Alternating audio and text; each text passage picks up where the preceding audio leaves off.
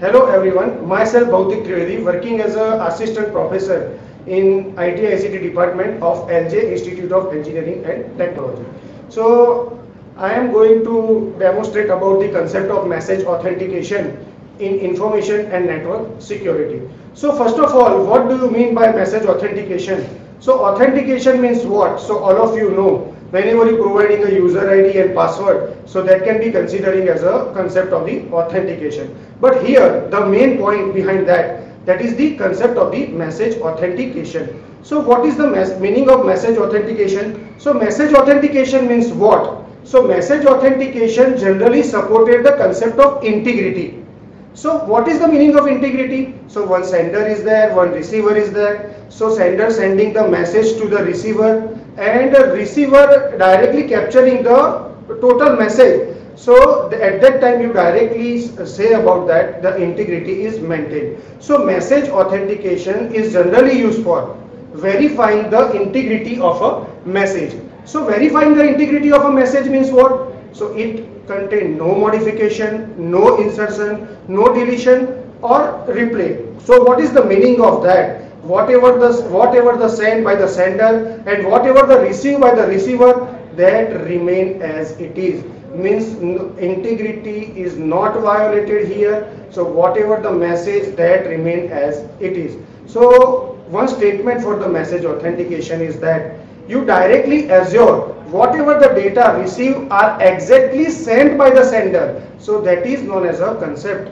of message authentication. So if you directly say about the concept of the message authentication is so mainly 2 points for that. One, integrity is maintained, and second one, whatever the data sent by the sender and whatever the data received by the receiver, that remain as it is. After that, message authentication generally supported the 4 techniques. Means how I apply the message authentication in network security, how I apply the message authentication in information security, or how I apply the message authentication in information and network security. So mainly 4 techniques for that, for the message authentication, and 2 digital signature technique. So total 6 techniques in this particular session. So start with the first one, message authentication 1. Technique number 1 means if you apply the concept of message authentication, so mainly either you apply the authentication or you apply the confidentiality or you apply the confidentiality and authentication in a particular one technique. So all of you just see the diagram. So one diagram, first of all, one sender and one receiver. So here I directly say that one source is there and one destination is there. So source and destination can be considered as a sender and receiver. So first of all, you just see the diagram. First of all, I apply the message M. In this particular message M, I apply the hash function. So whenever I apply the hash function on that, so that is known as a h of m. So in this particular figure, this is the hash function h that is applied on a m. So m, and then after whatever the symbol here, that is known as a concatenation symbol. Means m concatenated h of m.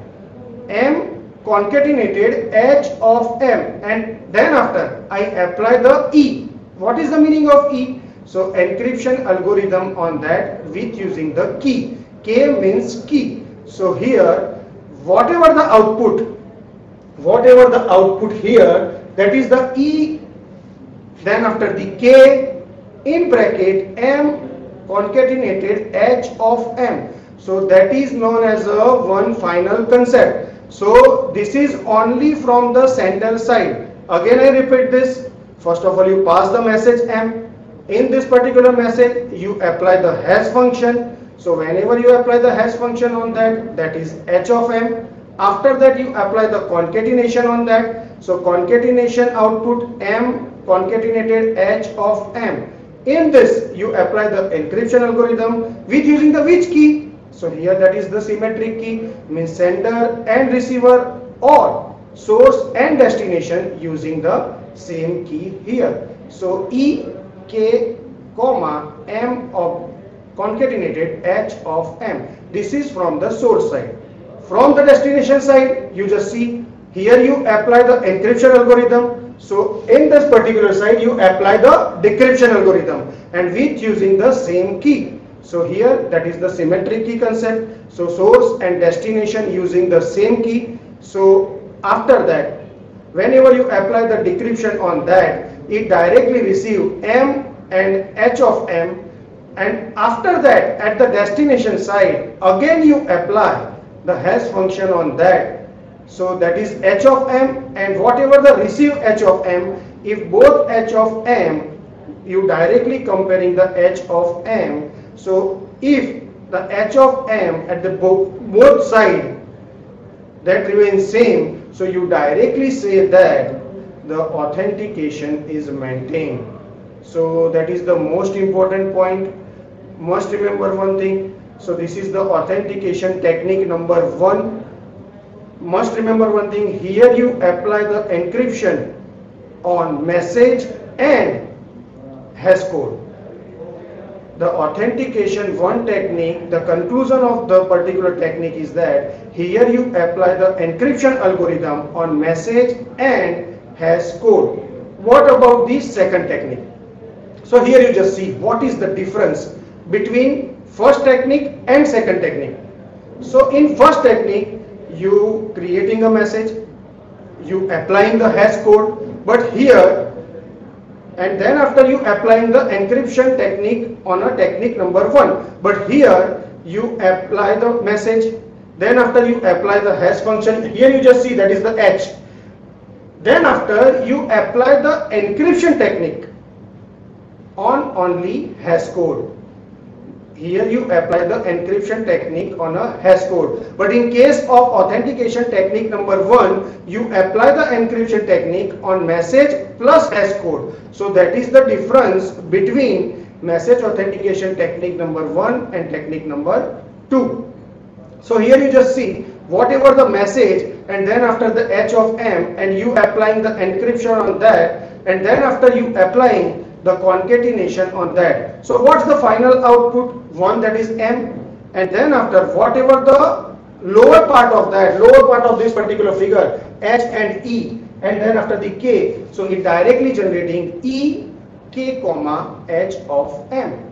So after that, I directly applying the decryption algorithm on that with using the concept of symmetric key. So whatever the output, that is H of M, and whatever the main output, that is H of M, again I comparing both H of M. If both hash code remains same, so you directly say that the authentication and the concept of confidentiality is maintained. So that is about the authentication technique number 2. After that next technique, that is the authentication technique number 3. So here you just see the major difference between the authentication technique number 1, 2 and technique number 3 is that in authentication technique number 1 and 2 using the concept of encryption, but here only using the concept of hash function. But here I take one secret value S for the source side as well as the destination side. So here you just see, first of all I pass the message.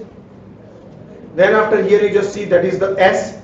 S means that is the secret value that is generally used for sender side as well as the receiver side, or source side as well as the destination side. After that I apply the encryption H hash function on that. So what is the meaning of that? Whenever I receive this, so it directly generating a M, then after the H of H hash function, and then after the M and S, that is the concatenation of the message plus secret value. At the receiver side, at the destination side, again I take the value of S, that is the secret value, and with using this again I apply the hash function on that. So whatever I receive on this side, that is H of M, so I directly comparing the hash code on both the side, and if both the hash code remains same, you directly say that is the authentication technique number 3. After that, the next technique, That is the authentication technique number 4. What is the difference? The difference is that in this particular thing, you directly applying the hash function, and after applying the hash function and after applying the message, and then after you applying the concatenation on that, and then after you applying the encryption on that. So here you applying the hash function plus encryption. That is the technique number 4 for the message authentication. So here you just see in this particular diagram, first of all one message, then after one secret value, then after one H, and then after the M, and then after the concatenation. So in this, whatever the output, that is M, then after the concatenation, then after the H of M concatenated S, after that you applying the encryption on that, so that is the E, but in bracket using the secret key concept. And all of you know what is the meaning of secret key. Secret key means what? Sender and receiver using the same key, or source and destination using the same key. So here using the concept of K. So at the receiver side, whatever you receive, that is E in bracket K comma M concatenated H of M concatenated S. So at the receiver side using the concept of decryption.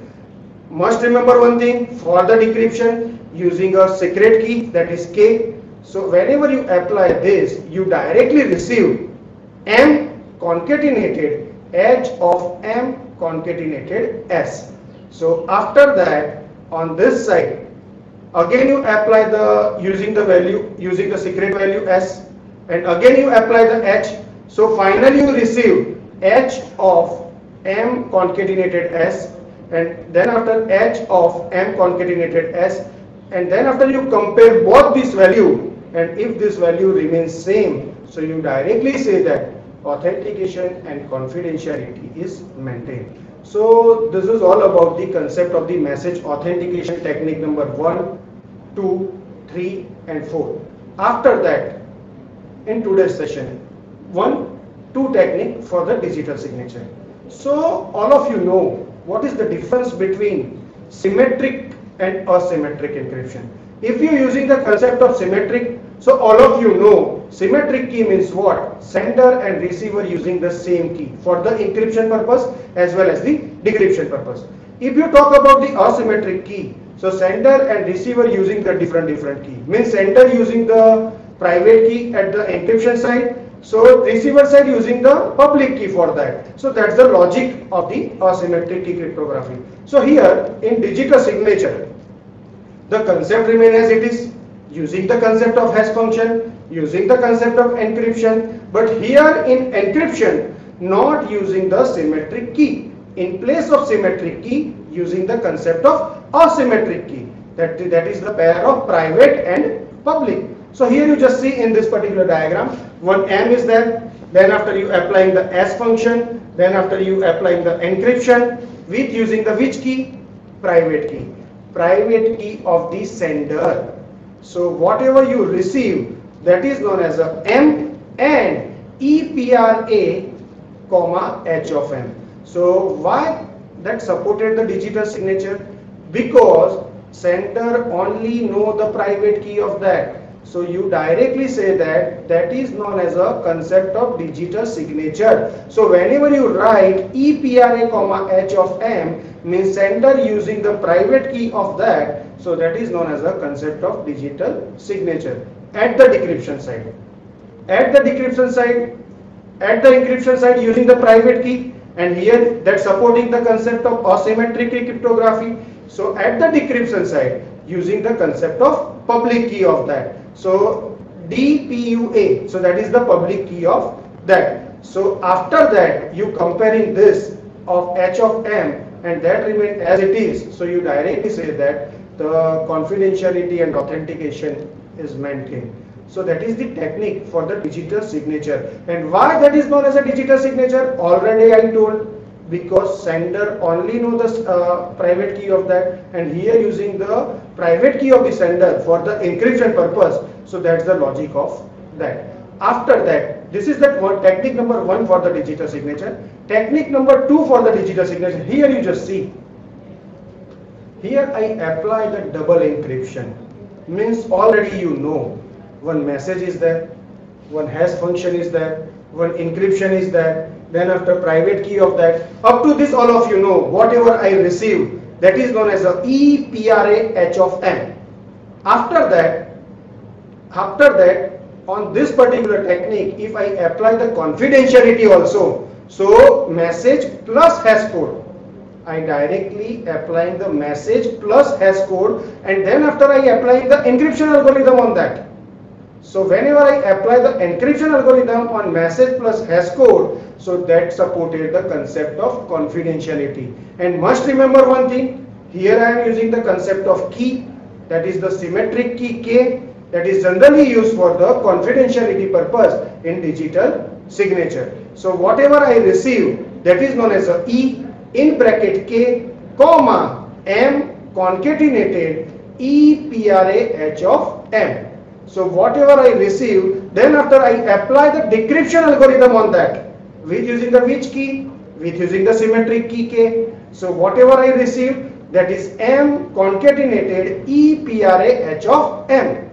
After that, on decryption side, using the private key on the encryption side, and already you know if you using the concept of asymmetric key cryptography, so using the public key for that. So again I apply the public key for this at the decryption side. So whatever I receive, that is known as a H of M. So H of M from the upper side and H of M from the lower side, and then after I directly comparing both the hash code, and that remain as it is. So you directly say that the concept is maintained, not a violated. So in today's session, start with the concept of authentication technique 1, 2, 3 and 4 using the different variation. Then after we talk about the two technique of the digital signature, one with using the asymmetric cryptography, and second one with using the asymmetric cryptography plus symmetric cryptography. Means after applying the message and hash code and encryption, then after again I apply the encryption on that. So that's all about the concept of the message authentication and digital signature with using the message authentication. So thank you for watching.